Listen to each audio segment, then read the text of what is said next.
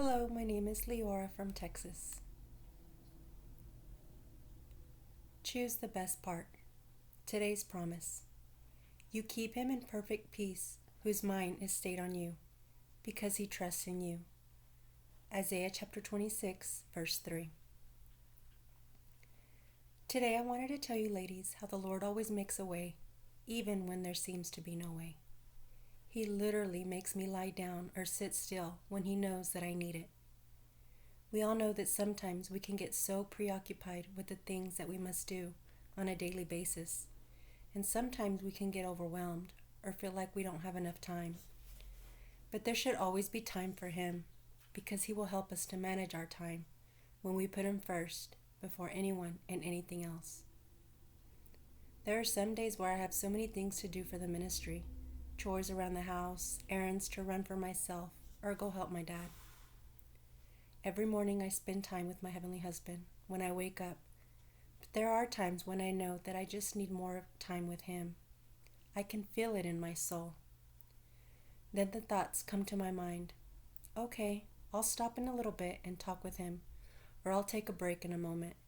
And then that moment never comes, and I can feel my spirit needs him. Like I said at the beginning of my praise report, he will make a way when there seems to be no way, or when me and my mind won't stop and be still with him. This is how I believe he does it. Sometimes when I know I need to spend more time with him and I'm busy, the internet will go out so I can't work, everyone leaves the house so there's no one to talk to, or even my phone will not pick up calls or make calls.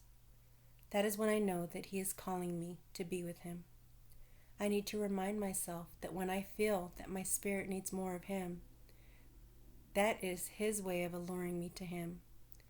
He wants to talk to me, spend time with me, and love me like only he can. Nothing else is as important as that special time with him. He will make everything else I have to do work out and fall into place. Just remind yourself, ladies, that when you feel it in your soul, that yearning for him so deep, he is calling you to come, calling you to listen. He wants to spend time with you, loving you, guiding you, and restoring you. Peace, love, and a sense of calmness will overtake you. This reminds me so much of the story of when the Lord went to Martha and Mary's home. Martha was busy working in the kitchen while Mary wanted to worship at his feet. Part of me wants to be Mary and sit at his feet, and the other part of me wants to be Martha, because there is so much to do. How do I choose the better part like Mary when there is so much to do? I think sometimes I can struggle when work, daily life, and spending time with him collide. But it is a choice that each one of us has, and Mary chose the better part. There is an intimacy that the Lord invites us to share. He invites us to know him, to see him so clearly.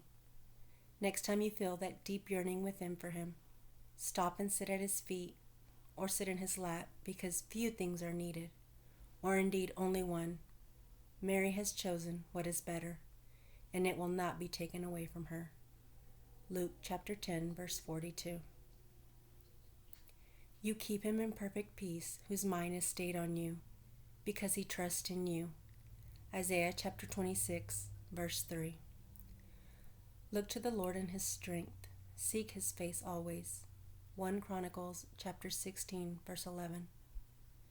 Then I will say to them in plain words, I never knew you. Go away from me, you who do wrong. Matthew chapter 7, verse 23. There are dangers to not making time for the Lord. We must always put him first. Commit your actions to the Lord, and your plans will succeed. Proverbs chapter 16, verse 3.